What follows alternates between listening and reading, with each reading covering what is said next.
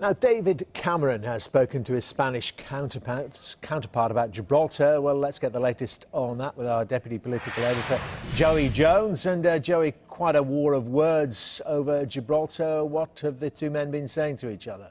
Yes, the war of words particularly was ramped up by the Spanish foreign minister at the weekend, who was talking about the possibility of levying a fee on people travelling across the border between Spain and Gibraltar, and even restrictions on planes across Spanish airspace going to Gibraltar.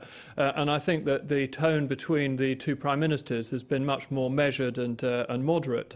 British government sources describing it as a constructive call, and I get the feeling that the two men are trying to take the heat out of a situation that David Cameron told Prime Minister Rajoy risked becoming an obstacle to good relations between the two countries. They both agreed that there should not be damage to the bilateral relationship, but that the problems that there have been at the Gibraltar border, together with those sorts of pronouncements that we saw in the radio interview at the weekend, were unhelpful.